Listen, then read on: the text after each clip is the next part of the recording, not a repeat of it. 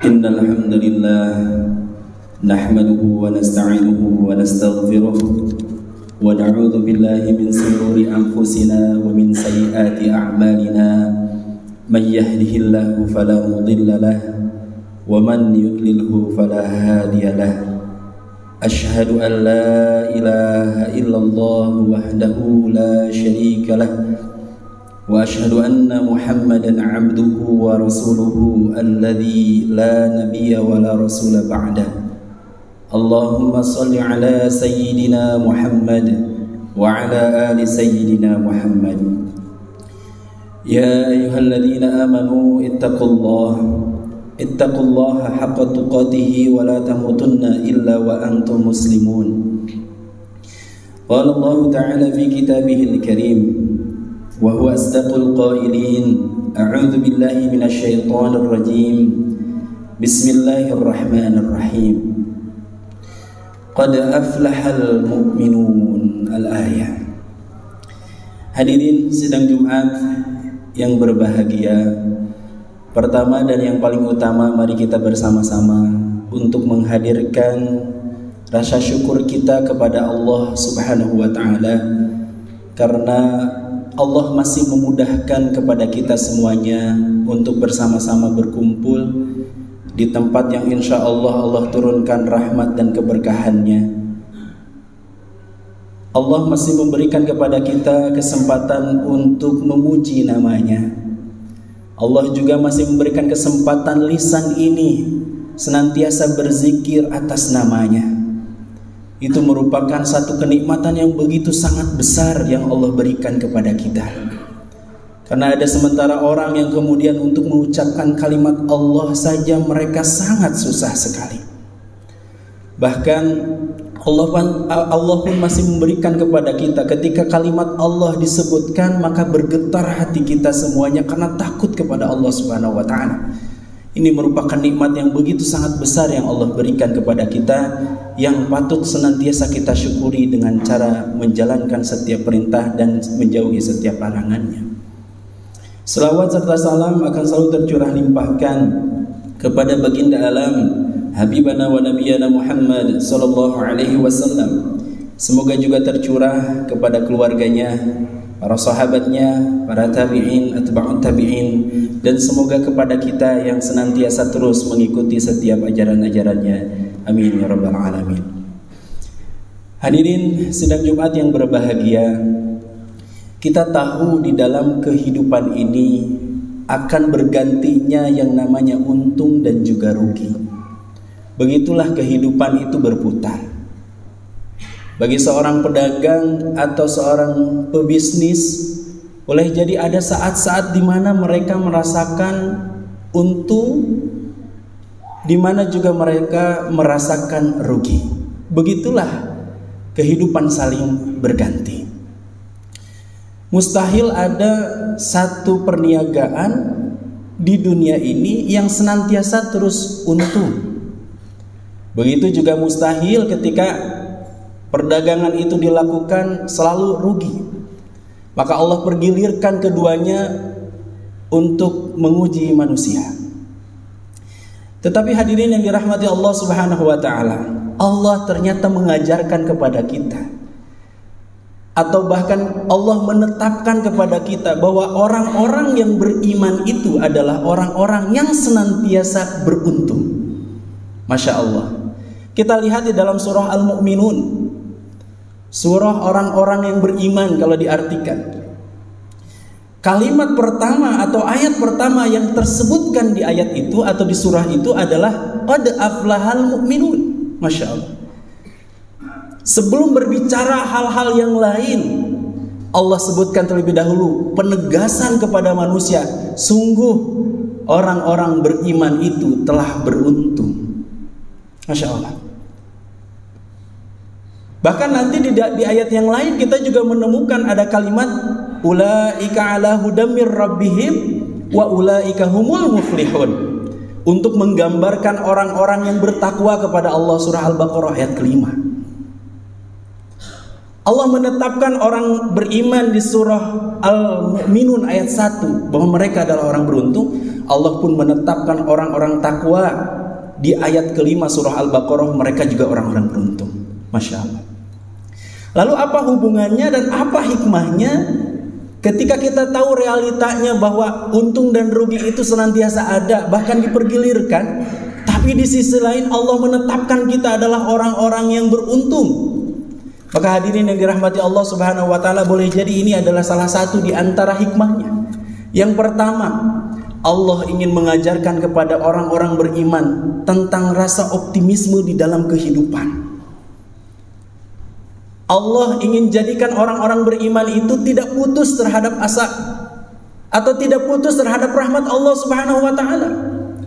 Maka mustahil orang-orang beriman itu putus asa. Mustahil orang-orang beriman itu tidak punya harapan.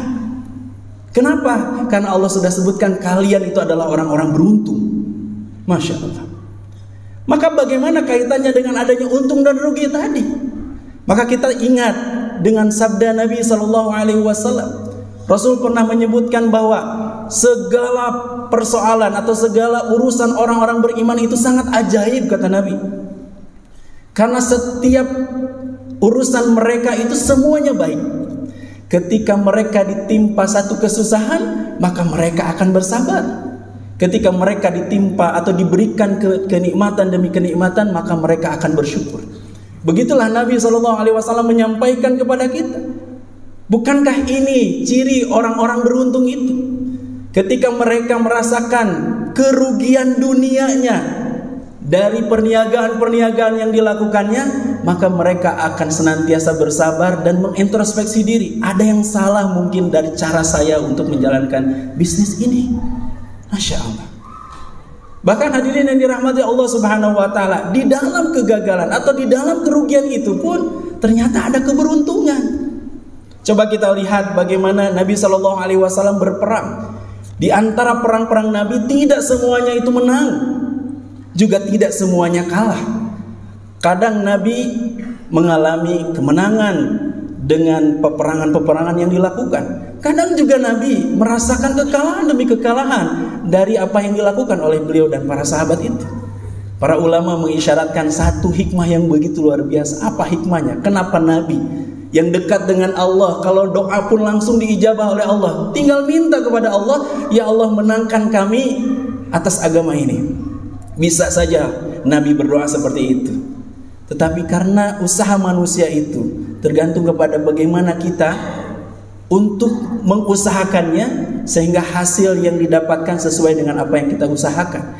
Maka hikmahnya ketika Nabi itu kalah, kata para ulama, akan terseleksi siapa yang mengikuti Nabi tetapi hanya ingin dunianya saja.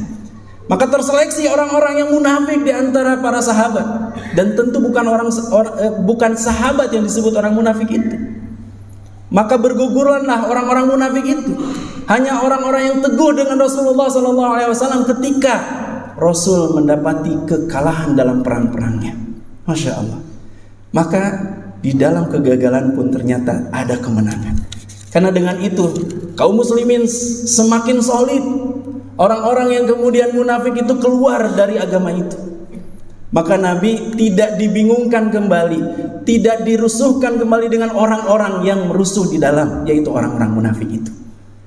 Maka kita melihat peperangan yang kalah itu dari sudut pandang kemenangan surah 1, ayat ke-1 surah Al-Mu'minun itu. Masya Allah.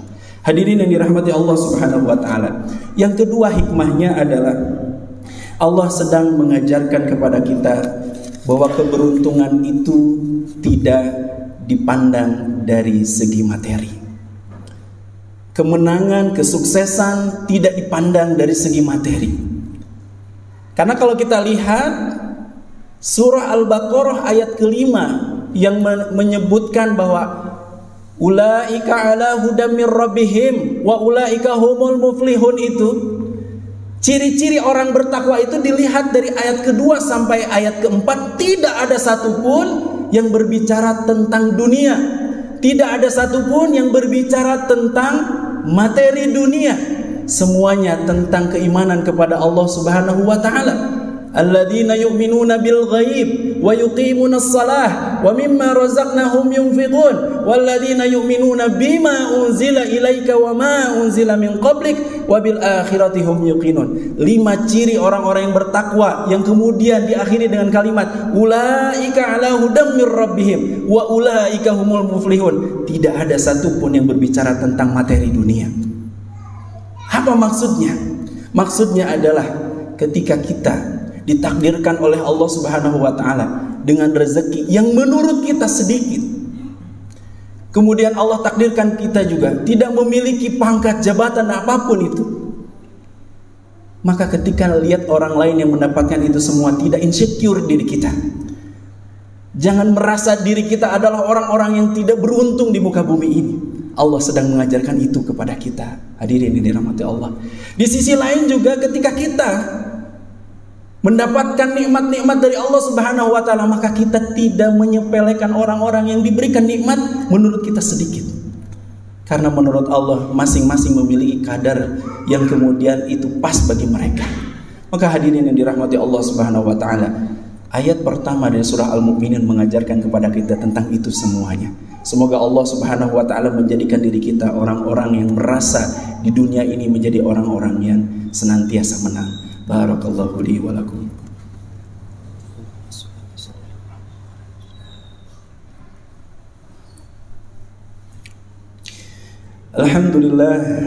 Alhamdulillahilladzi anzala as-sakinata fi qulubil mu'minina liyazdadu imanan ma'a imanihim.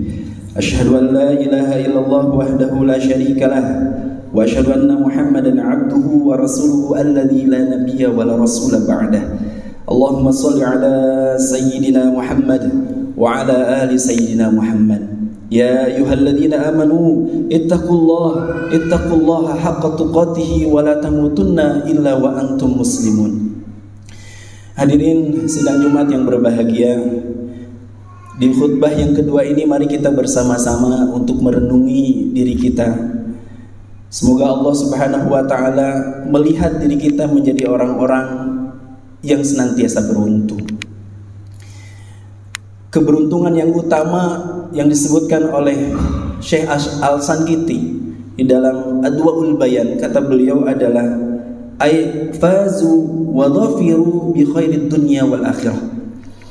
Bahwa orang-orang yang mendapatkan kemenangan itu, qad aflahal mu'minun, itu orang yang beriman yang kemudian mereka adalah orang-orang yang beruntung, itu adalah mereka yang menang dan mendapatkan kebaikan ad-dunya wal akhirah, di dunia dan di akhiratnya. Maka bagaimana cara kita memandang dunia, itulah kebahagiaan yang akan kita dapatkan.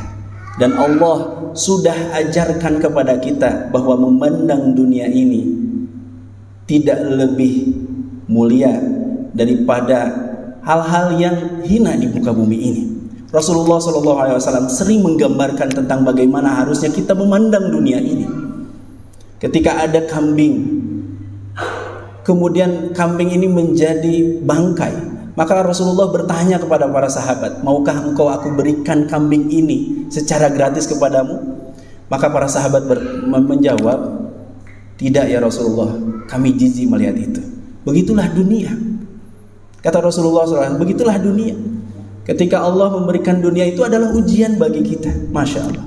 Oleh karenanya hadirin yang dirahmati Allah Subhanahu wa taala, mari kita bersama-sama menjadikan dunia ini sebagai ladang kebaikan bagi kita untuk mendapatkan kebaikan yang hakiki, yaitu di akhirat kelak. Amin ya rabbal alamin. Allahumma shalli ala sayyidina Muhammad wa ala ali sayyidina Muhammad. Alhamdulillahirabbil alamin, hamdan syakirin, hamdan na'imin, hamdan yuwafi ni'amahu wa yukafi'u mazidah. Ya Rabbana lakal hamdu kama yanbaghi li jalali wajhikal karim wa 'azimi sultanik. Allahumma ighfir lil mu'minina wal mu'minat wal muslimina wal muslimat al ahya'i minhum wal amwat bi rahmatika ya arhamar rahimin. Rabbana hab lana min azwajina wa dhurriyyatina qurrata a'yun waj'alna lil muttaqina imama. Rabbana ighfir lana wa li ikhwanina alladhina sabaquna bil iman wa la taj'al fi qulubina ghillan lil ladzina amanu rabbana innaka ra'ufur rahim. Rabbana atina min ladunka rahmah wa hayyi lana min amrina rasyada. Rabbana atina fid dunya hasanah wa fil akhirati hasanah wa qina adzabannar. Subhana rabbika rabbil izzati amma yasifun wa salamun alal mursalin walhamdulillahi rabbil alamin. Aqulu qawli hadza wa astaghfirullah li wa lakum. Assalamualaikum warahmatullahi wabarakatuh.